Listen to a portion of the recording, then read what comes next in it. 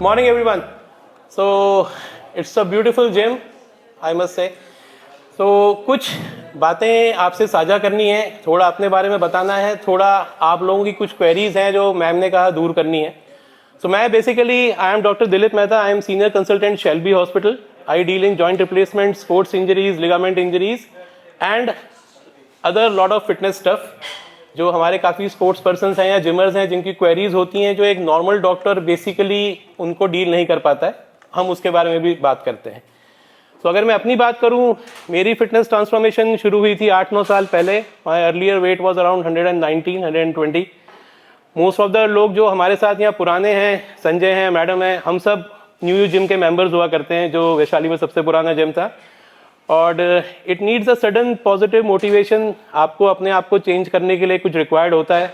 आप किसी अच्छे जिम में जाते हैं जहां आपको पॉजिटिव एनवायरनमेंट मिलता है, एक अच्छा ट्रेनर मिलता है. डेनियल मेरा पुराना ट्रेनर रहा है, हमने कम से कम 4-5 साल साथ में ट्रेनिंग की है. एक फिटनेस जर्नी जब आप शुरू करते हैं तो बहुत सारी क्वेरीज हमारे दिमाग में होती हैं.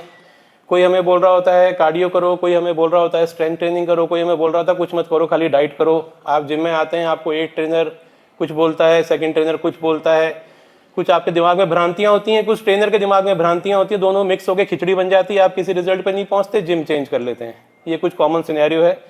तब आप किसी बेटर जिम में पहुंचते हैं जहां आपको थोड़े बेटर ट्रेनर मिलते हैं, बेटर एजुकेशन मिलती है, and then you start getting changes.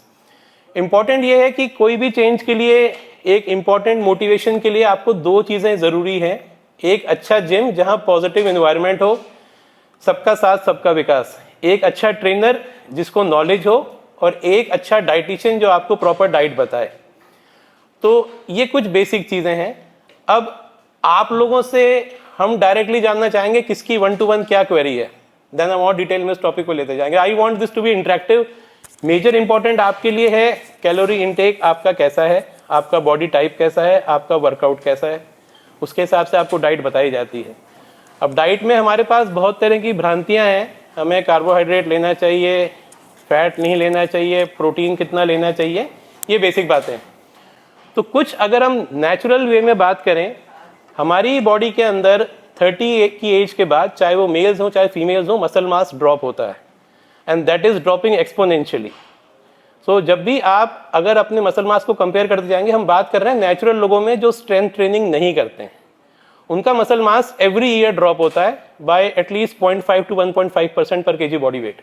ये हमारे मसल मास का डिप्लीशन साइज है अगर आप कोई भी स्ट्रेंथ ट्रेनिंग नहीं कर रहे हैं.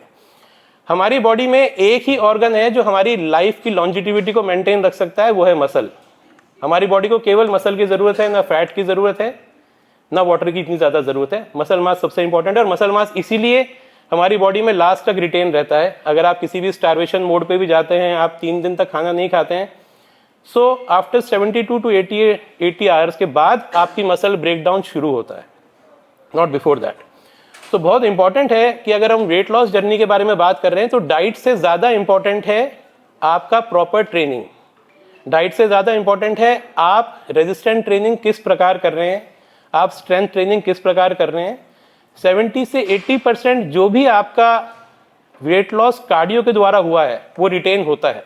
ये सारी इंटरनेशनल स्टडीज़ में प्रूवन है. If you are losing only weight by doing cardio, it will come back, it will definitely come back. क्योंकि आपकी बॉडी को ये ज़रूर पता है कि मेरा पुराना घर कहाँ पे है, उसको ये नहीं पता है कि उसको आगे कहाँ जाना है. सो सपोज आपने वेट लॉस की जर्नी शुरू करी है 90-95 केजी वेट से, तो आपकी बॉडी का इक्विलिब्रियम सेट है उसके ऊपर. वो पूरी भरपूर कोशिश करती है कि उसको वहीं जाना है.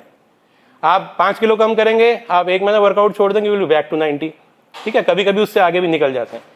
सो it's very important. Our brain has a memory function.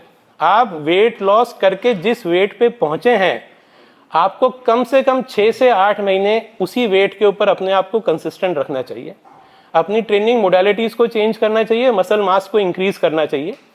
जब आपकी बॉडी में मसल मास इंक्रीज होता है तब वो वेट लॉस बेसिकली कंसिस्टेंट होता है. तो बेसिकली हमें वेट लॉस की जगह बॉडी कंपोजिशन पे काम करना चाहिए. So your weight machine doesn't tells you about composition. The important thing is your body composition should be different, your measurement should be improving, your muscle size should be improving, and overall you should be feeling good. आज workout हम करते हैं तो केवल किसी का ध्येय weight loss हो सकता है, किसी का ध्येय अपीयरेंस बेटर करना हो सकता है, पर एक ध्येय सबका कॉमन है, खुश रहना. सो एक्सरसाइजेज बेसिकली रिलीजेज एंडोर्फिन्स। जब आपको एंडोर्फिन्स रिलीज होते हैं तो आप खुश फील करते हैं, बेटर फील करते हैं। तो ये एक सबसे इंपॉर्टेंट है। अगर आप अपने वर्कआउट को एंजॉय करते हुए वर्कआउट करते हैं तो वो आप उसको कंसिस्टेंट लॉन्ग टर्म तक कर पाते हैं। आप ट्रेनर के कंपल्शन में वर्कआउट 6 महीने साल भर तब तक ही कर सकते हैं जब तक वो वर्कआउट को इंजॉयबल बना के रखे। अगर वो उसको फोर्सफुल बना के रखे तो मोस्टली हम उसको फॉलो नहीं करते हैं धीरे धीरे। सो डाइट में इंपॉर्टेंट है आपका बॉडी कंपोजिशन, आपको किस प्रकार की डाइट है। हर व्यक्ति की डाइट अलग है। जो हम स्टैंडर्ड बोलते हैं कि 60 kg वेट पे ये डाइट बना के दे दी, वो सबके लिए कॉमन है, ऐसा नहीं है। हर व्यक्ति का रिजल्ट अलग है, हर व्यक्ति का बॉडी कंपोजिशन अलग है। Every plan has to be individualised. कुछ लोगों को कार्डियो से बहुत जल्दी रिजल्ट मिलता है, कुछ लोगों को स्ट्रेंथ ट्रेनिंग से बहुत जल्दी रिजल्ट मिलता है। आपके केस में क्या काम करेगा, आपके साथ जो ट्रेनर काम कर रहा है वो आपको बताए। ओके, देखिए ACL लिगामेंट अगर ऑपरेट हो गया है, सो ACL को हम दो तरह से ट्रीट करते हैं, one is surgical, one is non surgical, right. So if there is been non surgical, अगर हमने ऑपरेट नहीं किया है, अगर वो पार्शियल ACL टेयर है या उसमें हमने कुछ स्टेम सेल या PRP टेक्निक करी है, so normally ACL takes around 12 weeks to heal. तो अगर हम बात करें 3 महीने तक हमें उसको स्ट्रेंथ ट्रेनिंग पे नहीं डालना चाहिए। It should be basic range of motion exercises. थोड़ा बहुत वो वॉकिंग कर सकता है, फास्ट ट्रेडमिल पे रनिंग नहीं कर सकता, high contact sport, high impact workout नहीं कर सकता। That is 12 weeks, right. So when you see that patient from 12 weeks to further, जब आपको लगता है कि इसके पाँव में पावर आने लगी है, then you can start strength training. Strength training के दो तरह के मॉड्यूल्स होते हैं, एक for a normal common man, एक for a sports person. So normally when we are treating a sports person, हम उसको 3rd मंथ के बाद जिम प्रोग्राम पे डालते हैं, और उसका gym program can extend up to 6 months 3 months depending upon his requirement. जैसे अगर हम high contact sport, wushu player, judo player, karate player, MMA इनको ट्रीट कर रहे हैं तो उनको हम फील्ड पे उतारते हैं कम से कम 8-9 महीने बाद। और अगर हम बेसिक कॉमन मैन की बात कर रहे हैं जिसको खाली ऑफिस जाना है, उसको आप ग्रेजुअल 2nd मंथ से या 3rd मंथ से वेट ट्रेनिंग स्टार्ट करा सकते हैं। Now what to avoid is deep flexion and rotation exercises initial in the initial phase. So deep flexion rotation मतलब हम डीप स्क्वाट्स की बात कर रहे हैं, हम फ्री वेट स्क्वाट्स की बात कर रहे हैं, हम डीप लेग प्रेस की बात कर रहे हैं। जो हमारी फंक्शनल रेंज है जिसको हम 0 to 100 डिग्री कहते हैं, सो 0 to 100 degree range is a good functional range जिसमें ACL का व्यक्ति आराम से धीरे धीरे इनिशियली वर्कआउट कर सकता है। BFR is right now the therapy of choice जिसको हम ब्लड फ्लो रिस्ट्रिक्शन टेक्निक कहते हैं। So you can practice BFR, it works wonderfully in the ACL operated patients and even in ACL non operated patients, आप उनको भी कर सकते हैं। सो BFR is basically blood flow restriction, जिसमें हम एक बैंड यूज करते हैं थाई के ऊपर जो नीचे जाने वाले ब्लड फ्लो को रोकता है और नी के अंदर, मसल के अंदर ब्लड को भर देता है, जिससे हीलिंग फैक्टर्स ज्यादा जल्दी निकलते हैं। It creates more muscle breakdown, better ligament healing, better strength. So BFR mostly is the therapy of choice right now और across the world for early healing of ACL। तो इनिशियली ऑलवेज किसी की guidance में, पर guidance देने वाला बंदा भी आपको देखना पड़ेगा, सही होना चाहिए। That is also very important. मेरे जिम में ऐसे भी ट्रेनर मैंने देखे हैं जो BFR 15 मिनट खोलते ही नहीं है। तो बहुत इंपॉर्टेंट है कि जिनसे भी आप ले रहे हैं ज्ञान, जिससे भी ले रहे हैं, अपने दिमाग और कान को भी खुला रखना है। लेकिन yes definitely if you trust a person, जो आपको लगे जिसकी knowledge is okay, then you have to definitely trust this person, वो इंपॉर्टेंट है। तो अगर हम BFR की बात करते हैं, BFR के अंदर हम बेसिकली 2 मॉड्यूल्स हैं, high module and low module. So in the low module, which is basically for common man, we keep it constricted for around 15 to 20 seconds. 25 is maximum, right? And then you loosen out. उसके बाद you allow the blood flow to pool in again for 30 seconds to 1 minute. Then you again do 25-30 seconds. इस तरह से depending upon the stamina of the person, आप 3 से 4 cycles कर सकते हैं. Depending upon अगर आप pro हैं, athletic हैं, तो 6 से 7 cycles भी उसकी कर सकते हैं. Then second is deep, जिसके अंदर हम थोड़ा long लेके चलते हैं और pressure और ज़्यादा high रखते हैं. बट वो नॉर्मली बंदे को जरूरत नहीं पड़ती है। वो हम फॉलो करते हैं उन लोगों में जिनका लैक्टिक एसिड प्रोडक्शन कम है और जिसमें हीलिंग हो ही नहीं रहा है। Then we start intensive BFR, but that's hardly needed in around 10 to 15% of people. हमारे बैक और हमारा अब्डोमेन दोनों अगर कंसील्ड होकर चलते हैं तो बंदे को बैक पेन की प्रॉब्लम नहीं होती। अब समय के साथ जब भी हम चल रहे हैं, वॉक कर रहे हैं अपनी जीवन शैली में, हम खाली हमारे बैक कंपार्टमेंट को यूज करते हैं, जिसको एक्सटेंसर कंपार्टमेंट कहते हैं। हम हमारे एंटीरियर अब्डोमेन को, फ्लेक्सर कंपार्टमेंट को यूज नहीं कर रहे होते। सो आपका एक एरिया स्ट्रांग और एक एरिया वीक होगा, जिसको एगोनिस्ट एंटागोनिस्ट बेसिक प्रिंसिपल कहते हैं। जब भी वो चीज होगी आपकी बॉडी में इम्बैलेंस क्रिएट होगा। सो बैक पेन का जो मेजर रीजन है वो है हमारा अब्डोमेन।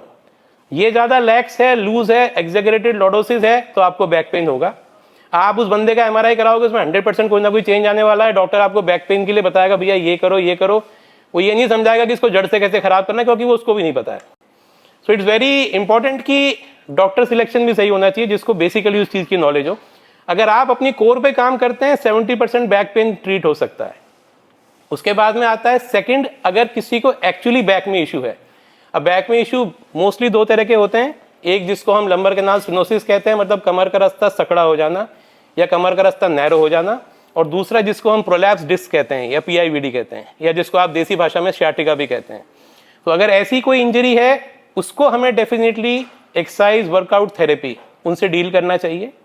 हार्डली 10 से 15% ही बैक इंजरीज ऐसी हैं जिनको कोई सर्जिकल इंटरवेंशन की नीड है।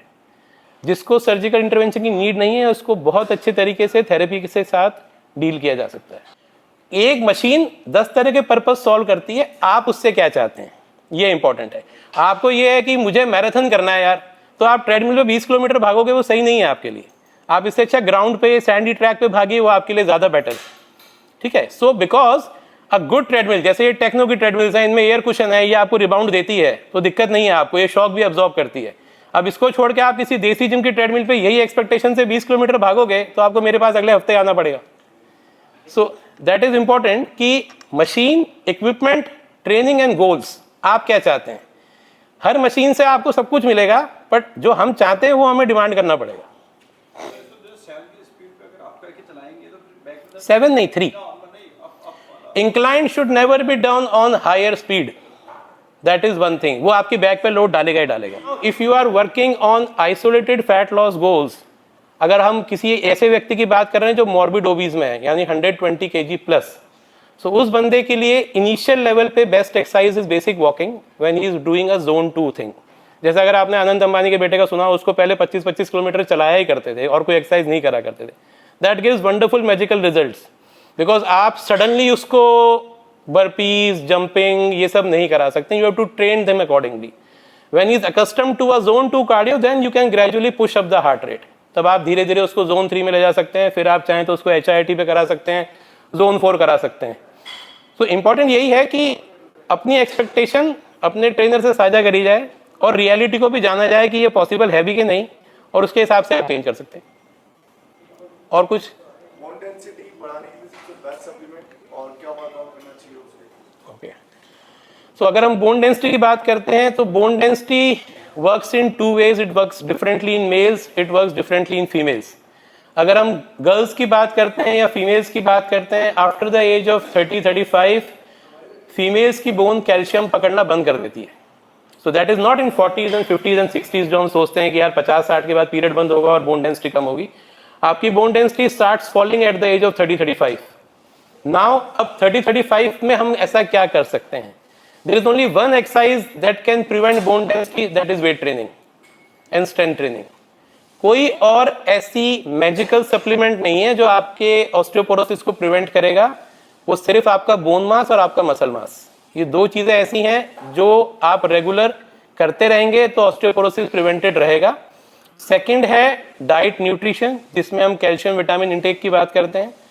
सो बहुत लोगों को ये मिथ्या या धारणा होती है कि मेरे डॉक्टर ने मना किया है कैल्शियम नहीं खाना है, मुझे हार्ट प्रॉब्लम हो जाएगा, या एक्सेस कैल्शियम आर्टरीज में जमा हो जाता है और मना करते हैं। सो इट्स वेरी इंपॉर्टेंट, जब भी आप कैल्शियम ले रहे हैं वो वेल सॉल्युबल कैल्शियम हो, दैट इज इंपॉर्टेंट। नंबर 2, उसके साथ आप विटामिन डी, मैग्नीशियम और विटामिन K2, ये 3 ऐसे सप्लीमेंट्स हैं जो कैल्शियम के साथ मैंडेटरी लेने चाहिए। आप कोई ऐसा कैल्शियम सप्लीमेंट ना लें जिसमें ये तीनों चीजें ना हो। अगर आप अलोन कैल्शियम ले रहे हैं तो you can get these supplements add on. ये इंपॉर्टेंट है। Vitamin K2 is the only supplement that will not allow the calcium to deposit in blood vessels.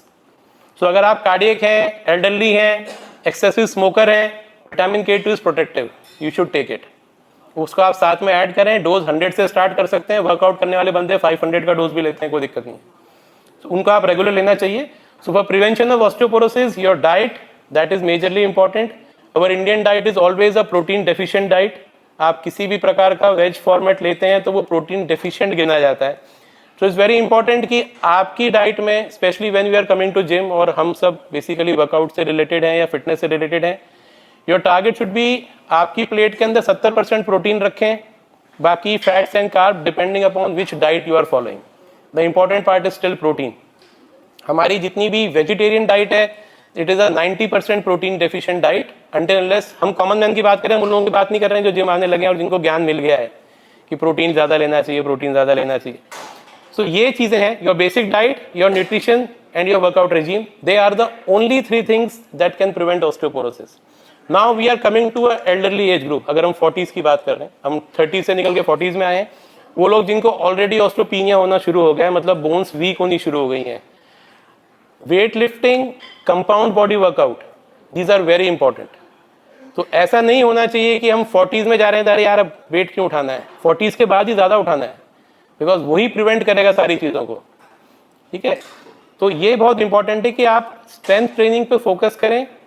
Cardio आप अपनी फिटनेस के लिए जो भी रेजीम फॉलो करना चाहें, you can do cardio, you can do aerobic, Zumba, जो भी है, पर जो एडवांटेज आपको स्ट्रेंथ ट्रेनिंग से मिलेगा वो किसी कार्डियो से कभी नहीं मिलेगा। ठीक है, हम ये बात भी नहीं कर रहे कि आप एक्सेसिव वेट लिफ्टिंग में लग गए और बियॉन्ड योर इनटेक कर रहे हैं, वो भी नहीं करना चाहिए। स्ट्रेंथ ट्रेनिंग मीन वो सिर्फ एक थेराबैंड से भी हो सकती है, छोटे वेट के साथ भी हो सकती है। स्ट्रेंथ ट्रेनिंग का मतलब है अपनी बॉडी को किसी भी रेजिस्टेंस के अगेंस्ट काम करना। वो घर पे भी करी जा सकती है, जिम में भी करी जा सकती है। अब जब आप 50s या 40s, लेट 40s और 50s में पहुंचते हैं, चाहे वो मेल हो चाहे फीमेल हो, it is very important to get your bone density check. अब बोन डेंसिटी में बहुत बार लोगों को धारणा होती है वो कैंप में छोटी वाली मशीन पे करा लेते हैं, रिस्ट वाला, हील वाला। That bone density is not exact. What you exact need is a DEXA scan. DEXA scan is the only investigation जो आपको बताएगा कि एक्चुअल आपकी बोन डेंसिटी कितनी वीक है। और अगर आपकी बोन डेंसिटी लूजर साइड पे है, लोअर साइड पे है, तो आपको उसी हिसाब से सप्लीमेंट्स ऐड करने चाहिए। अगर बोन डेंसिटी -2.5 के आसपास पहुंचने वाली है तो हम उसमें मेडिसिन के साथ साथ इंजेक्शन थेरेपीज भी शुरू करते हैं और वर्कआउट एडवाइस करते हैं। सो prevention is always easier than cure. अगर आप रेगुलर देखेंगे, और एक ही अच्छी बात है मोटापे की कि ऑस्टियोपोरोसिस मोटे लोगों में थोड़ा कम होता है, because your bones are always getting loaded. Osteoporosis is always more seen in lean thin ladies, जो 40 kgs, 50 kgs, 55 kgs वाला एज ग्रुप है, उनकी ऑस्टियोपोरोसिस ज्यादा कॉमन है। थोड़ी सी जो ओबीज इंडिविजुअल्स हैं, तो इसका मतलब ये नहीं कि सभी निकल जाए मेरे निकलते ही जिम से बाहर, यार ऑस्टियोपोरोसिस नहीं होगा। So it's important to do strength training to retain the calcium on the bone. हमारी बोन्स बहुत स्मार्ट होती हैं, अगर उसको लगता है कि यार मेरे को जरूरत ही नहीं है, फालतू कैल्शियम क्यों खा रहे हैं, वो निकल जाएगा। जब आप मसल ब्रेकडाउन और बोन ब्रेकडाउन करते हैं तब उसको रियलाइज होता है कि मुझे कुछ पकड़ना चाहिए, मेरे लिए काम आएगा, तब वो उसको रिटेन करता है और तब ऑस्टियोपोरोसिस एक्चुअली प्रिवेंट होता है। जी ग्रेड 1 के लिए क्या बेस्ट है, क्या करना चाहिए? Sorry. Grade 1। So okay, it's arthritis पहले एक बहुत बड़ी टर्म है। अगर हम आर्थराइटिस ग्रेड 1 की बात कर रहे हैं तो पहले हमें ये देखना है कि आर्थराइटिस क्या क्या होते हैं, कौन कौन सी टाइप के होते हैं। हम एक बेसिक ऑस्टियो आर्थराइटिस की बात कर रहे हैं, और हम अगर कॉमनली बात करें तो आप आर्थराइटिस ग्रेड 1 नी जॉइंट में बात कर रहे हैं, राइट। एक बेसिक कॉमन क्वेरीज है कि मेरे घुटने में एक्सरे में मैंने देखा और ग्रेड 1 आर्थराइटिस आया है, अब मुझे क्या क्या नहीं करना चाहिए। So when you are having grade 1 arthritis, cyclic movements are always good for you. हम साइक्लिक मूवमेंट्स फॉलो कर सकते हैं, दैट इज वेरी इंपॉर्टेंट।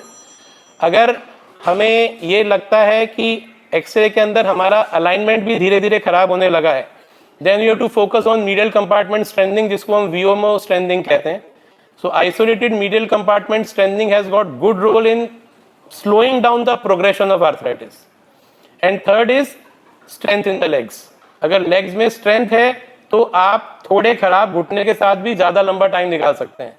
अगर legs में strength नहीं है तो ग्रेड 1 आर्थराइटिस भी आपके लिए धीरे धीरे अभिशाप बनता जाता है, आपको चलने में, स्टेयर्स चढ़ने उतरने में दिक्कत आने लगती है। सो इट्स वेरी इंपॉर्टेंट कि अगर आपकी मसल स्ट्रेंथ अच्छा होगा तो वो आपके जॉइंट को सपोर्ट करेगा। ग्रेड 1 आर्थराइटिस में भी आप वर्कआउट कर सकते हैं। ग्रेड 1 आर्थराइटिस में वापस से वही बात, एक्सट्रीम रेंज ऑफ मोशन को अवॉइड करना है। जैसे कि हम डीप स्क्वाट्स की बात कर रहे हैं, डीप फ्लेक्शंस की बात कर रहे हैं, वो हमें अवॉइड करना चाहिए। फंक्शनल रेंज में आप जो भी एक्सरसाइजेस कर रहे हैं उसमें आपको ज़्यादा इशू नहीं आएगा। साइक्लिक मूवमेंट्स आपके लिए ज़्यादा अच्छी हैं, क्रॉस ट्रेनर आपके लिए ज़्यादा अच्छा है उस स्टेज पे, ट्रेडमिल आपके लिए बहुत ज़्यादा अच्छा नहीं है उस स्टेज पे, वो आप फॉलो कर सकते हैं। चलने या दौड़ने के लिए किस तरह के जूते ज़्यादा ठीक, किस तरह के? देखिए सर, दो चीज़ें जो एक्सेसिवली अवॉइड करनी चाहिए रनिंग या दौड़ते टाइम, वो है एक्सेसिव सॉफ्ट शूज़। आपको एक्सेसिव सॉफ्ट शूज़ का इस्तेमाल नहीं करना चाहिए। तो हमें बेसिकली इस प्रकार का रनिंग शूज़ लेना चाहिए जिसका प्लांटर एस्पेक्ट थोड़ा फ्लैटर साइड पे हो, अंदर कुशनिंग हो और हील टू टो में डिसेंट हो, तो वो आपके लिए रनिंग के लिए एक बेटर शूज़ है। ठीक है, हम जो नॉर्मल लॉटो रीबॉक जो दुकान से लेके आके दौड़ना शुरू करते हैं, अगर आप बेसिकली 1-8 किलोमीटर ही दौड़ते हैं दैट इज़ परफेक्टली फाइन, पर आप अगर सोचते हैं कि मैं लॉन्ग डिस्टेंस रनिंग करता हूँ more than 4-5 kilometres, then you should get a proper running shoes. Proper running shoes आप किसी भी ब्रांड में जाके ले सकते हैं, बहुत अवेलेबल है। रनिंग शूज़ के साथ ट्रेनिंग शूज़ बिल्कुल डिफरेंट है, तो ये बहुत इंपॉर्टेंट है कि हम रनिंग शूज़ को ही ट्रेनिंग शूज़ ना मान लें, क्योंकि ट्रेनिंग शूज़ के लिए हमें बिल्कुल फ्लैट सपोर्ट चाहिए, नीचे वाइडर सपोर्ट चाहिए, वाइडर टो चाहिए, हाई डिसेंट चाहिए। तो अगर हम प्रॉपर वर्कआउट शूज़ की बात करते हैं तो आप वर्कआउट शूज़ अलग कैरी करें जब आपको स्ट्रेंथ ट्रेनिंग करनी है, पर अगर आप सिंपल आज रनिंग के मूड से आए हैं, इस प्रकार से आए हैं, तो आप सिंपल कार्डियो शूज़ या सिंपल रनिंग शूज़ यूज़ कर सकते हैं। लेकिन वेट लिफ्टिंग जब भी आप करते हैं या स्ट्रेंथ आप जब भी करते हैं, आपको ग्राउंड रिएक्शन फोर्स ज़्यादा चाहिए, आपको कॉन्टैक्ट पूरा चाहिए, उस टाइम पे you should use a shoe which has got a flatter and harder base, तो आपके लिए ज़्यादा सेफ है। देखिए, स्क्वाट को अगर हम बात करें तो हम उसे 2-3 तरह से यूज़ कर सकते हैं। You can use a squat for front compartment, you can use a squat which is basically focusing on the lower compartment. लेकिन स्क्वाट एक ऐसी एक्सरसाइज है जो अगर प्रॉपरली नहीं करी जाए तो सबसे ज़्यादा डैमेज भी क्रिएट करती है। सो इसलिए काफ़ी लोग आजकल बैक स्क्वाट करते ही नहीं हैं क्योंकि वो उसको प्रॉपरली नहीं कर पाते हैं। अब अगर बात कर रहे हैं, ट्रेनर पूछ रहे हैं कि नी आगे नहीं जाना चाहिए, तो सबसे पहले हमें किसी भी व्यक्ति को स्क्वाट कराने से पहले ये बेसिक चेक करना चाहिए कि उस भाई की मोबिलिटी कितनी है, whether he is suffering from a tight ankle, whether he is suffering from tight hamstring, whether he is suffering from a tight lower back. So अगर कोई भी व्यक्ति आएगा और आप उसको रैंडमली स्क्वाट्स कराना चालू करोगे, वो 110% गलत ही करेगा। ठीक है, सो सबसे इंपॉर्टेंट है स्क्वाट करने से पहले एक मोबिलिटी चेक। मोबिलिटी चेक अगर आपका ठीक है और आपको लगता है कि नहीं इस व्यक्ति के हैमस्ट्रिंग टाइट है, ये प्रॉपर स्क्वाट्स नहीं कर पाएंगे, इसका नी आगे जाएगा। नी आगे जाने का मतलब ये है कि आप बेसिकली नी को लोड कर रहे हैं, आप अपने स्टेबल बैक कंपार्टमेंट को लोड नहीं कर रहे हैं जो आप स्क्वाट में करना चाहते हैं, और वो सारे का सारा लोड आपके नी पे आएगा। जब तक वो लोड कम है तब तक दिक्कत नहीं है, पर जैसे ही वो वेट बढ़ने लगता है, it starts having more chances of injury, more chances of anterior compartment loading, more chances of chondromalacia, मतलब नी कैप का घिसना, इन चीज़ों को शुरू करता है। सो बेसिकली स्क्वाट में नी को स्टेबल रख के बैक जाने को क्यों कहा जाता है? Because you want to stabilise your anterior compartment. आप ये चाहते हो कि आपका एंटीरियर कंपार्टमेंट स्टेबलाइज हो और आप जो भी लोड ले रहे हैं वो अपनी थाइस के ऊपर और लोअर बैक के ऊपर लें। जब आप नीचे हिप फल्क्रम को यूज़ करते हैं और पीछे की साइड जाते हैं तो वो लोड आइसोलेटेडली आपके थाइस, बैक और हिप जॉइंट के ऊपर आता है, जो आप एक्चुअली चाहते हो। So you are doing squats basically for legs.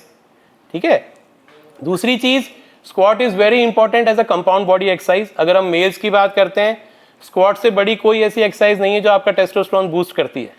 So squat, then comes deadlift, then comes bench, majorly squat.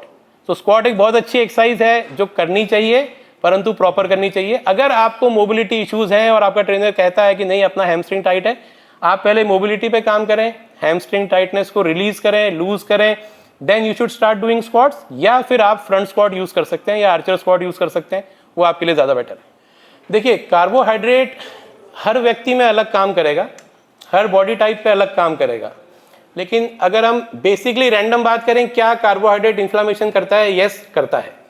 ठीक है, तो अगर आप एक बेसिक साइंस कॉन्सेप्ट की बात कर रहे हो, बिकॉज जितना भी बॉडी में इन्फ्लामेशन क्रिएट होता है वो एक्चुअली रिफाइंड कार्बोहाइड्रेट या शुगर से होता है। तो जितना बॉडी में हाई शुगर इंटेक जा रहा है, इन्फ्लामेशन बढ़ रहा है। अब अगर आप इसको ये बोलते हो कि फिर तो मुझे कार्बोहाइड्रेट खाना ही नहीं चाहिए, again it is depending upon your body type and your goals. There are people हमारे गांव में जो आज भी नाप के रोटी खाते हैं, उनको 1% बॉडी फैट नहीं है। सो आप किस बॉडी टाइप से बिलोंग करते हैं, whether you are endomorph, you are ectomorph, you are mesomorph, how you are utilising your calories, carbohydrate का इंटेक उस पर डिपेंड करता है। कार्बोहाइड्रेट का इंटेक एक 40 साल की लेडी में अलग है, एक 40 साल की राजपूत लेडी में अलग है, एक 40 साल की बनिया लेडी में अलग है। So your caste, your genetics has a very important role to play. There are people जिनका जेनेटिक, अगर हम बात करते हैं वॉरियर साइड है, जिसको हम जाट, राजपूत, क्षत्रिय कहते हैं, उनकी बॉडी में कार्बोहाइड्रेट आपको अलग तरह से काम करता हुआ मिलेगा। वो कार्ब नहीं लेंगे तो वो काम ही नहीं कर सकते। और उसके अलावा आपको ऐसे भी 70% फीमेल्स मिलेंगी जो ब्राह्मण बढ़िया कम्युनिटी या पंजाबी कम्युनिटी से बिलोंग करती हैं, जो वेट तो 70-80 kg प्लस है, BMI 35 प्लस है, लेकिन कहेगी कि मैं रोटी एक ही खाती हूँ पूरे दिन में. सो it's very important that your body type decides your diet and your workout. आपको क्या फॉलो करना चाहिए. सो मार्केट में भी जाएंगे तो आपको हर चीज़ फैट फ्री करके ज़्यादा पकड़ में आती है, ज़्यादा कैची लगती है. Fat is very essential part of your diet. आपकी बॉडी फिर भी ग्लूकोज बना सकती है मरते दम तक, फैट जिंदगी में कभी नहीं बना सकती है. और ये जो हमारे पास में पड़ा हुआ है ये कार्बोहाइड्रेट से ही बना है, फैट से नहीं बना है. So that is the major concept that people should know, that your diet, if your diet has good amount of fats and good amount of proteins, then it would be a very healthy filling diet. जो regular strength training कर रहा है, regular workout कर रहा है, या body building कर रहा है, या हाई लेवल कॉन्टैक्ट स्पोर्ट्स कर रहा है, उसके लिए कार्बोहाइड्रेट जरूरी है. हम लोगों के पास भगवान ने इतना दिया है कि हम 4 दिन भी नहीं खाएंगे तो हमारा काम चलेगा. बैठ के प्रोटीन शेक पी रहा था और मेरा कार्डियोलॉजिस्ट आके कहता है ये तू क्या पागलबंदी कर रहा है, तू तो मर जाएगा. सो ये धारणा डॉक्टर्स में भी है, खाली आप में नहीं है. इट्स वेरी कॉमन कि आपको प्रोटीन शेक लेते हुए लोग ये बोलते हैं कि ये गलत है, आपको नहीं लेना चाहिए. प्रोटीन में 2 चीज़ें सबसे इंपॉर्टेंट है सर. आपका प्रोटीन गोल अगर नॉर्मल डाइट से फुलफिल हो रहा है तो आप शेक मत लीजिए, आप बॉक्सेस वाला प्रोटीन मत लीजिए. बट वेजिटेरियंस का प्रोटीन गोल अगर वो वर्कआउट कर रहे हैं तो डाइट से फुलफिल होना बहुत टफ होता है. या आप पूरे दिन घर रहते हैं, आपका काम ही यही है कि नहीं मैं तो इस तरह से 4-4, 5-5 डाइट ले सकता हूँ, then you can still follow it. Otherwise you have to switch to artificial protein source. Artificial protein source में आपके पास सोर्सेज आते हैं, जैसे हम वे प्रोटीन की बात करते हैं, या आजकल प्लांट प्रोटीन भी आ रहा है इसके अंदर. कुछ लोग ऐसे हैं जो लैक्टोज इंटॉलरेंट हैं, जिन्हें दूध या दूध से बनी हुई चीज़ें सूट नहीं करती हैं. So when you are a lactose intolerant, plant protein is a good source for you. आप प्लांट प्रोटीन ले सकते हैं. अगर आपको लैक्टोज इंटॉलरेंस का इश्यू नहीं है, आप डेफिनेटली वे प्रोटीन ले सकते हैं, जो एक अच्छे ब्रांड का प्रोटीन हो. चीप इंडियन प्रोटीन्स, क्योंकि हमारे इंडियन कंट्री में हमारे फूड गाइडलाइंस अभी भी स्ट्रिक्ट नहीं है. There are still 70% protein in the market. जो 25 ग्राम बोलते हैं 12-13 ग्राम ही निकलता है. कम निकले वो अलग बात है, but you will have lot of preservatives, minerals, metals added to it. So it's very important to take a good protein source, a branded protein source. अगर वो अच्छा प्रोटीन है तो सस्ता नहीं होगा most of the times. So आप अगर एक प्रॉपर अच्छा ब्रांडेड प्रोटीन सोर्स लेते हैं, आप ले सकते हैं. अब कितना लेना चाहिए वो भी हमारी वर्कआउट और हमारी बॉडी टाइप पे डिपेंड करता है. एक एवरेज बंदे के लिए हम बात करते हैं तो 1 ग्राम पर KG of lean body mass is important. तो सपोज अगर आप 70 किलो के हैं और 10% या 20% बॉडी फैट है, उसके हिसाब से आप मसल मास कैलकुलेट करें, then you should take it. That's for a common man. जो 90% लोग नहीं हैं, 90% लोग उतना प्रोटीन नहीं लेते हैं हमारे हिंदुस्तान में. इसीलिए आपको सारी चीज़ें देखने को मिलती हैं. गर्ल्स में वीकनेस, लेडीज़ में weakness, joint pains, back pain, muscle mass का लॉस हो रहा है. Why? Because the diet is majorly protein deficient. तो बहुत इंपॉर्टेंट है. हमारी डाइट में हम ब्रेड बटर टोस्ट, चाय खारी बिस्किट तो मॉर्निंग में होता है, प्रोटीन बिल्कुल नहीं होता है. So protein intake is two important for a vegetarian diet. आपको लगे तो फिर आप अपना शेक यूज़ कर सकते हैं. अगर आप वर्कआउट ज़्यादा कर रहे हैं तो 1 to 1.5 ग्राम्स टू 2 ग्राम्स पर केजी उतना प्रोटीन इनटेक आप इजीली ले सकते हैं. तीसरा एक कॉमन धारणा है कि प्रोटीन लेने से किडनी खराब हो जाती है. ऐसा नहीं है. अप टू 5 टाइम्स पर बॉडी वेट पे भी अगर आपकी किडनी नॉर्मल है तो नॉर्मल ही रहेगी. वो एक्सेस प्रोटीन को निकाल देती है, रिटेन नहीं करती है. अब उन लोगों में जिनकी किडनी नॉर्मल है वो प्रोटीन इंटेक कितना भी ले सकते हैं, कोई इशू नहीं है उसके अंदर. वो अलग बात है कि आप एक्सेसिव ले रहे हो, आपकी बॉडी उसको यूटिलाइज नहीं कर पा रही है, वो वेस्ट होने वाला है. परंतु यदि आपकी किडनी नॉर्मल नहीं है तो आपको प्रोटीन इंटेक को कंट्रोल में रखना चाहिए. और आजकल ऐसे भी प्रोटीन ड्रिंक्स मार्केट में है that are specifically made for diabetics and renal patient, जो हम किडनी पेशेंट्स को भी दे सकते हैं, जिनमें स्कूप के अंदर प्रोटीन कंटेंट कम है, वो भी यूज किया जा सकता है.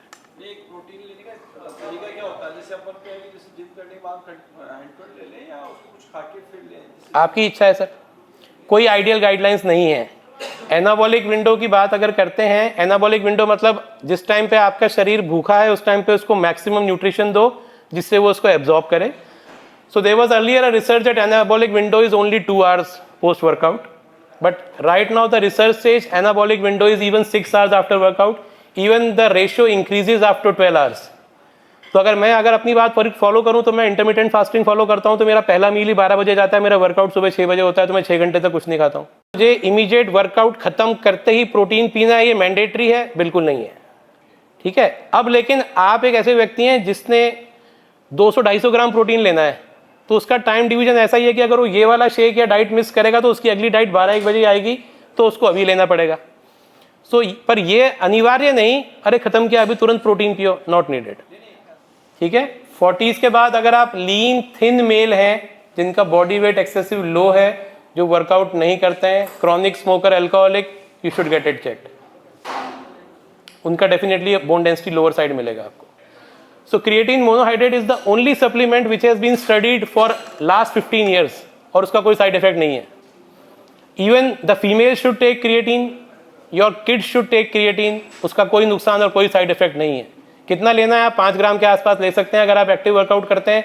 अगर आप बच्चों में यूज़ करना चाह रहे हैं जो 15-16 साल की एज के आसपास हैं, आप 3 ग्राम यूज़ कर सकते हैं, उसका कोई नुकसान साइड इफेक्ट नहीं है। उसके अलावा जितने भी और सप्लीमेंट हैं वो आपकी स्वेच्छा अनुसार आप ले सकते हैं। लेने चाहिए या नहीं लेने चाहिए इज ऑल डिपेंडेंट अपॉन आप अपने शरीर से चाहते क्या हैं। ठीक है। लेकिन जो हम बेसिक अवेलेबल सप्लीमेंट्स की बात करने चाहिए जो सबको लेने चाहिए, vitamin D, magnesium, vitamin K2, omega 3 fatty acid, creatine, ये हम मोस्टली उन लोगों की बात करते हैं जो सबको लेना चाहिए, इसका कोई नुकसान नहीं, आप रेगुलर ले सकते हैं। विटामिन B12 आपको लेना चाहिए, मोस्टली सभी का कम होता है। Indians are genetically deficient in vitamin D and vitamin B12, तो आप उनको रेगुलर लें, उनको लेना ही पड़ेगा, वो डाइट से नहीं मिलेंगे। सप्लीमेंट का मतलब आपकी daily requirement 1500 microgram vitamin D है, तो आपको विटामिन B12 है तो डेली 1500 ही लेना पड़ेगा। बिल्कुल ले सकते हैं, कोई नुकसान नहीं है। Vitamin D, vitamin B12, vitamin K2, magnesium सारे एक में नहीं मिलेंगे, अलग अलग लेने पड़ेंगे। बिल्कुल ले सकते हैं। ओमेगा 3 फैटी एसिड सबके लिए इंपॉर्टेंट है, वो ज़रूर लेना चाहिए, वो भी पर डे। बिल्कुल। देखिए, वेट लॉस सप्लीमेंट आप ले रहे हैं और क्या आपके अंदर वो रिजल्ट देगा, they are two different, very different things. So if you are a person who is at a body fat percentage of 20%, 30%, 35%, और वो सोचता है कि मैं फैट बर्नर लूंगा और मेरे को रिजल्ट दिखेगा, नहीं दिखेगा। ठीक है। सो इट्स वेरी इंपॉर्टेंट कि आप सप्लीमेंट के साथ फॉलो क्या कर रहे हैं। तो अगर हम बात करें इन सप्लीमेंट्स की, ये थर्मोजेनिक सप्लीमेंट्स है जो आपकी बॉडी का BMR बढ़ाते हैं, आपकी रेस्टिंग मेटाबॉलिक रेट को बढ़ाते हैं। आप बैठे बैठे भी सोचते हो कि मैं फैट बर्न करूंगा। अभी एक लेटेस्ट रिसर्च आई है जिसमें ये बताया गया है कि 10% ऑफ लोग जो टिक के नहीं बैठते हैं, hyper activity, that is giving very good results in weight loss. So हम बेसिकली ये बताना चाहते हैं कि sedentary life after going away from gym, so they have conducted a study right now जिसमें they have selected 20 people who are working in corporates. वो उसमें से 10 लोग ऐसे हैं जो टेबल चेयर पे बैठते हैं मस्त अपनी तरह, 5 बजे उठते हैं, बीच में 2-3 बार चाय पीते हैं और चले जाते हैं। डाइट सेम फॉलो कर रहे हैं दोनों लोग, पर एक व्यक्ति ऐसा है जो हाइपर एक्टिव है, साइको टाइप का, वो बार बार हाथ चला रहा है, पैर चला रहा है, टक टक टक टक मूवमेंट कर रहा है, he is average burning more calories. So बोलने का मतलब ये है कि अगर आप टेबल चेयर पे भी बैठे हैं तो एक्टिव मोड में रहें, तो आप थोड़ा थोड़ा बर्न करते रहेंगे। That is even better than using that ephedrine या सिंथेटिक वर्कआउट जो आप सप्लीमेंट यूज कर रहे हैं। अगर आप अनइंटेंशनल ट्रेमर है, मतलब आपका बैठे बैठे अपने आप ही हिल रहा है और अपन नहीं हिला रहे हैं, दैट इज वो बंदा अब नॉर्मल है।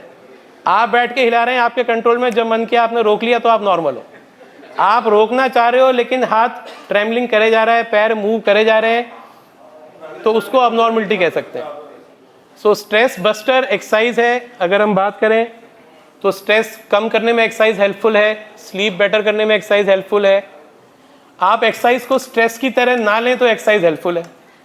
बहुत लोग ऐसे हैं जो एक्सरसाइज को ही स्ट्रेस की तरह ले लेते हैं और मैक्सिमम कॉर्टिसोल उनका जिम में आके रिलीज होता है, तो वो बहुत बड़ी प्रॉब्लम है।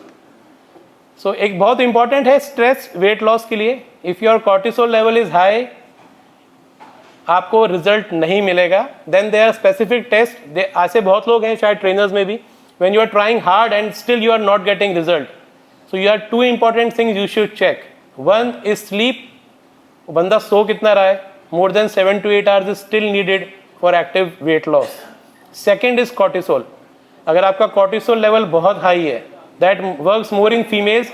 If you are a thyroid patient, if you are into adrenal fatigue, you are doing high intensity workout पर आप अटके हुए हो, वेट लॉस नहीं हो रहा है, that means you are over training. Over training releases excessive cortisol. तो एक बेसिक उसके लिए टेस्ट होता है कॉर्टिसोल लेवल चेक करने का बोलते हैं उसको, वो बेसिकली आजकल टंग स्ट्रिप से भी होने लग गया है।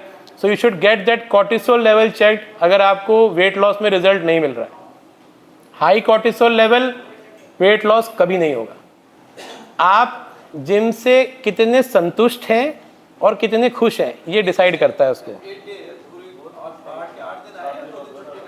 आप आए और वर्कआउट कैसा कर रहे हैं वो डिपेंड करता है। बहुत सारे ऐसे लोग हैं जो जिम आके कुछ नहीं करते पर खुशी यहाँ आके होते हैं, जो मुझ जैसे साइको हैं तो वो खाली बैठे होते हैं तो भी जिम में आके बैठ जाते हैं चाहे कुछ नहीं कर रहे हैं। सो इट्स इंपॉर्टेंट कि आप जिम में आके कर क्या रहे हैं वो डिसाइड करना है।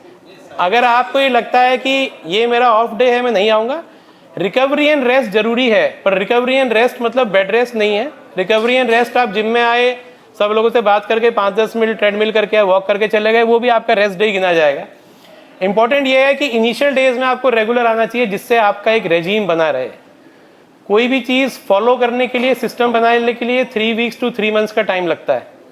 अगर आप 3 वीक्स टू 3 मंथ्स उसको खींच लेते हैं फिर आपकी बॉडी धीरे धीरे उसको डिमांड करने लगती है, फिर आप नहीं आओगे तो आपको अजीब लगेगा। सो इनिशियली जो लोग पीटी लगाते हैं, ट्रेनर लगाते हैं, वो इसलिए लगाते हैं कि भैया वो फ़ोन करके बुलाएगा तो यार जाना पड़ेगा वरना आदत नहीं बनती है। सो इट्स वेरी इंपॉर्टेंट कि आप रेगुलर आएँ, चाहे वो आपके दोस्त हों, चाहे वो आपका ट्रेनर है, चाहे वो ट्रेनर को दी हुई फीस है कि भाई पैसे दिए जाना पड़ेगा। So it's very important, regularity is needed for first 3 weeks to first 3 months. Weight loss करना चाहे और वेट लॉस ना हो, you have to find out the cause. What is the cause?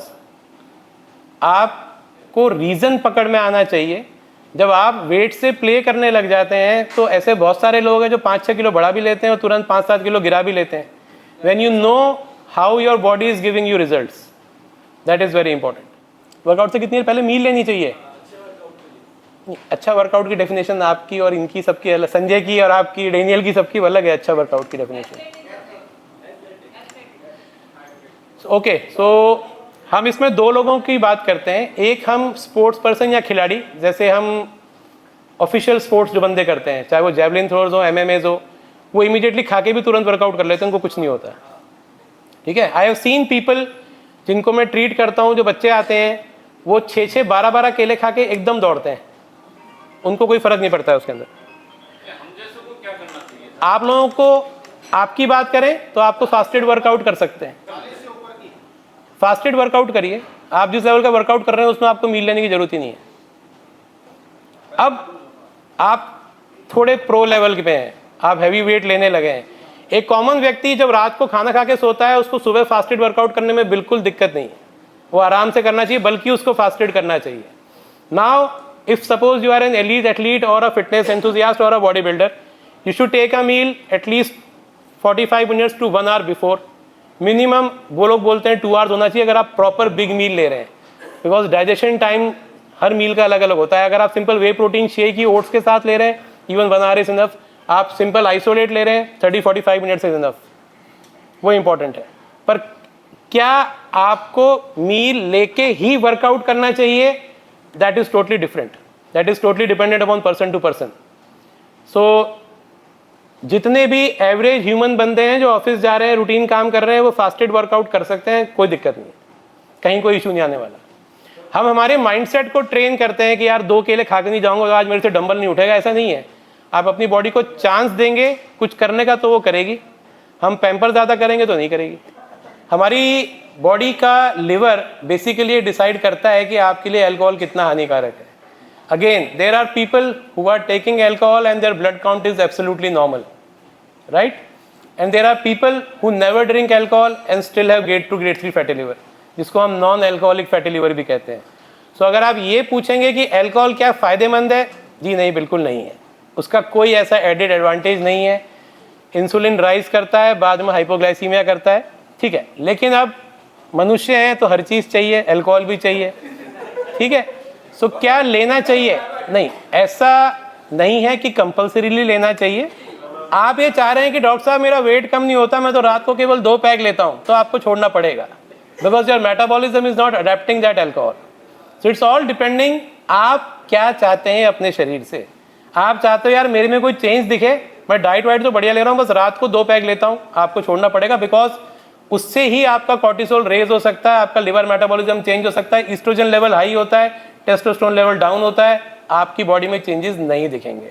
करेंगे सर बॉडी का जो हिस्सा शरीर यूज़ नहीं करता है आप उसको ज़्यादा स्ट्रेंथन कर रहे हैं तो हर चीज़ में फ़ायदा मिलेगा, चाहे वो आपके जॉइंट्स हो, चाहे वो आपकी बैक हो, चाहे वो आपकी कोर हो।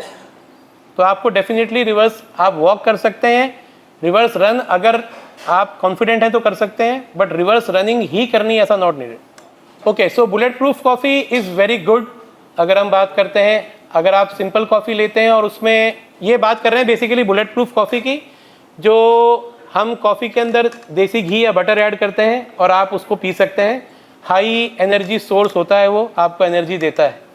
सो अगर आपको कॉफ़ी सूट करती है तो आप डेफिनेटली बुलेट प्रूफ कॉफ़ी ले सकते हैं। It gives you instant kick start, that is one. Second, when you are mixing butter and fat molecule in the coffee, it breaks down the coffee molecules into highly absorbent form। वो आपकी brain में एकदम से kick लेता है, जिससे हम ketone production भी कहते हैं। So when you are doing that आपको इंस्टेंट किक मिल सकता है और थोड़ी सी एनर्जी भी मिलती है जिसको आप अपने वर्कआउट में यूज़ कर सकते हो। और सबसे इंपॉर्टेंट है कि इंसुलिन स्पाइक नहीं होता है, मतलब आपकी बॉडी फैट बर्निंग मोड में ही रहती है।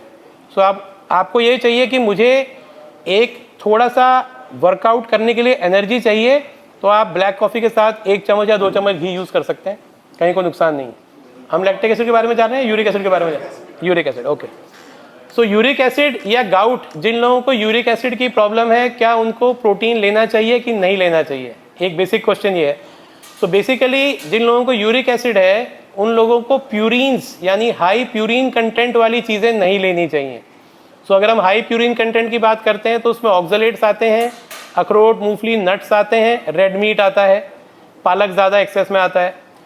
वो लोग वे प्रोटीन ले सकते हैं। Whey protein is the most soluble form of protein जिससे प्यूरिन लेवल राइज नहीं होता है, तो उन लोगों को वे प्रोटीन लेना सेफ है, कोई दिक्कत नहीं, वो ले सकते हैं। सो अगर आपको गाउट की प्रॉब्लम है, और गाउट की प्रॉब्लम को मैं मानूंगा अगर आपका यूरिक एसिड 6 या 7 से ऊपर रहता है, तो 6 या 7 से ऊपर को हम डेफिनेशन ऑफ गाउट में मानेंगे। उन लोगों को ये चेंजेस करने की ज़रूरत है। तो आप नट्स को, चना दाल, मूंगफली, अखरोट, excessive red meat, high preservatives, Chinese, ये आपको अवॉइड करना चाहिए। वे प्रोटीन आपके लिए सेफ है। So if you have trained yourself to lift that heavy weight, then it is safe for your body if you are accustomed that way। But आप office से आए हैं और आज मैं तो 200 किलो उठाऊंगा ही उठाऊंगा और मैं वरना बॉडी नहीं बना पाऊंगा, that is not right. Any weight for any body can be high and low. अगर हम एक ऐसे व्यक्ति की बात करें जिसने वर्कआउट आज ही शुरू किया, उसके लिए 5 किलो का डंबल भी हैवी वेट ही कहलाएगा। तो उसको 5 किलो उठाने में इतना ही जोर आएगा जितने किसी एक्टिव बंदे को 110 या 120 किलो उठाने में आएगा। So it is your mind basically that helps you lift the weight rather than your body. So it's very important how you train yourself. अगर आप अकस्टम्ड हैं उस वेट को उठाने में without doing an excessive injury, तो आपको उठाना चाहिए, कोई दिक्कत नहीं है। सो एक बेसिकली आपका बॉडी वेट डिसाइसिव फैक्टर होता है। If you are lifting to equivalent of your body weight, so if you see the international studies, they say that a woman should be able to lift 1.25 times her body weight for 5 to 10 minutes. That is the actual test for her. So अगर अपने body weight की बात करें तो अपने body weight के equivalent आप उठा रहे हैं तो आप वर्ल्ड के 50% लोगों से बेटर हैं। अब आप इसको मल्टीप्लाई कर देते जाइए, 1.5 times, twice your body weight, 2.5 times your body weight, that is all depend how you are training. But the initial level is at least your body weight. How bad is your injury, पहली बात। दूसरा, सिर्फ 10% doctor ही ऐसे हैं जो gym जाते हैं, 10 से 15%। So if you are going to a doctor who has never been to the gym, उसके लिए बेवकूफ़ी है जो आप सब लोग कर रहे हो, बिकॉज वो खुद ही नहीं गया बेचारा कभी, वो पूरी ज़िंदगी पढ़ता ही रहा है। So I am not against a community, but I am saying that yes, being a gymmer, having information changes your thinking about the disease. अब अगर मैं आप अपनी बात करें, मैं अपनी बात कर रहा हूँ, मेरे दोनों शोल्डर्स में पार्शियल टेयर है, मेरे 2 डिस्क हैं, मुझे एक छोटा हर्निया है, तो मैं सब कुछ कर रहा हूँ, मैं एक भी दिन जिम नहीं छोड़ता हूँ। So it's you can keep going, you have to modify the way you train, you have to modify the way you are lifting, you have to be more smarter so that you have less injuries with better result. So अगर आप injury prone हैं तो definitely आपको कुछ बदलाव अपनी शैली में करने पड़ेंगे। आपका वर्कआउट फॉर्म प्रॉपर होना चाहिए, आपका लिफ्टिंग प्रॉपर होना चाहिए, आपका ट्रेनर डेफिनेटली अच्छा होना चाहिए, बट आपको वर्कआउट छोड़ने की नीड नहीं आएगी। देखिए, जो आप कॉमनली बता रहे हैं उस कॉमन प्रॉब्लम को इम्पिंजमेंट कहते हैं, जो शोल्डर की सबसे कॉमन प्रॉब्लम है। इसका इलाज वर्कआउट बंद करना नहीं, वर्कआउट को मॉडिफाई करना है। आपको अपनी ट्रेनिंग टेक्निक्स को चेंज करना है। सो इम्पिंजमेंट सबसे कॉमन प्रॉब्लम है शोल्डर की, जो हम सभी फेस करते हैं जब हम वर्कआउट स्टार्ट करते हैं या इवन एडवांस लेवल के ऊपर भी। So the way you are training, the way you are using your shoulder joint decides कि इम्पिंजमेंट के लिए आप सही कर रहे हो कि नहीं कर रहे हो। स्टेरॉइड का इंजेक्शन आपने लिया, पर जो एक्चुअल ट्रीटमेंट है वो फिर भी एक्टिविटी मॉडिफिकेशन है, आपको उसको फॉलो करना चाहिए। आप एक एमआरआई, अगर आपने लेटेस्ट कराया है तो आप एक एमआरआई कराएं। एंटी इम्पिंजमेंट एक्सरसाइजेज, मतलब आपका ट्रेनर आपको बता सकता है कि आपको इस तरह से वर्कआउट करना है तो इम्पिंजमेंट अवॉइड होगा, तो आप अवॉइड कर सकते हो। सो BPC 157 मेरे ख्याल से मैं जयपुर में मैक्सिमम यूज़ कर रहा हूँ अपने काफ़ी एथलीट्स में, अपने काफ़ी पेशेंट्स में। BPC 157 एक तरह का सेफ पेप्टाइड है जो इंजरी हीलिंग में काम करता है।